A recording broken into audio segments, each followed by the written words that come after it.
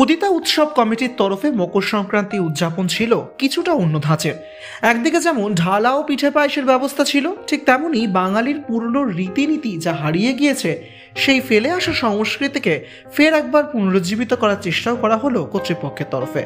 একদিকে যেমন লাল মাটির গন্ধকে তুলে নিয়ে আসা হলো কলকাতা শহরের বুকে, ঠিক তেমনভাবেই গ্রাম বাংলার ছোঁয়াকেও শহরের কলকাতার বুকের মাঝখানে একটু বসানোর চেষ্টাও করা হয়েছিল তাদের তরফেই। একই সঙ্গে সেখানে যেরকম ছিলেন বোলপুর থেকে আসা বিভিন্ন শিল্পীরা, ঠিক তেমনভাবেই বাড়তি আকর্ষণ ছিল পুরুলিয়ার ছৌ নাচ।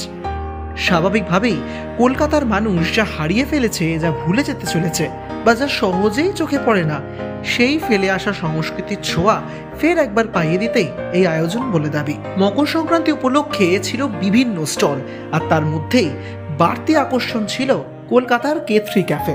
তাদের তরফে এদিন খিচুড়ি, লাবড়া থেকে শুরু করে পায়েস এবং নানা ধরনের সুস্বাদু মেনু খুঁজে পাওয়া গেল তাদের স্টলে। সেই স্টলে বাঙালির সমস্ত প্রিয় পদ পেতে ভিড় ছিল রীতিমতো চোখে পড়ার মতো। তবে এখানেই শেষ নয়, হাজরা মোড়ের K3 ক্যাফেতেও গোটা বছরই আপনি পাবেন নানা রকমের সুস্বাদু খাবার। বাঙালি যা খেতে ভালোবাসে, বাঙালি যা নিয়ে বাঁচতে ভালোবাসে। আর একই সঙ্গে নিউ টাউনের সেন্ট্রাল মলের সামনে থাকছে K3 ক্যাফের ফুড স্টল, আর একই সঙ্গে নিউ টাউনের সেন্ট্রাল মলের সামনে থাকছে K3 ক্যাফের ফুড ট্রাক। সেখানেও পেয়ে যাবেন জিভে জল আনা নানা মেনু। উদিতা উৎসব কমিটির তরফে এই বিশেষ আয়োজন যেন কলকাতার বুকে হারিয়ে যাওয়া সংস্কৃতির পর এক নতুন অক্সিজেনের মাত্রা। উদিতা উৎসব কমিটি এবার মকর সংক্রান্তিটা একটু অন্যরকমভাবে পালন করলো। এখনো অবধি বেশিরভাগ বাড়িতে হয়তো সংক্রান্তির পিঠে পায়েস এগুলো হয়, কিন্তু তার সাথেও আরও কিছু আনন্দ, আরও কিছু উৎসব তার সাথে থাকে। সেইটা আমরা আজকে শহরে থেকে জানি না, পাই না।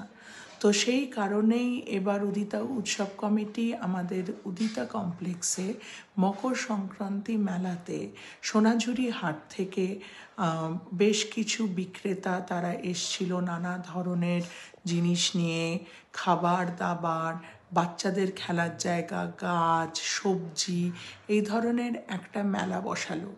এবং দেখা গেল অনেক বয়স্ক মানুষরা যারা আজকাল কলকাতার বাইরে যেতে পারে না, তাদের কাছে বাড়ির দোরগোড়ায় এই মেলাটা চলে আসলো। সারা দিন ধরে আমরা অনেক ভিড় পেলাম, অনেক মানুষ যারা আজকাল আর উদিতার প্রোগ্রামে নামতে পারেন না বা নামেন না, তারাও আসলো।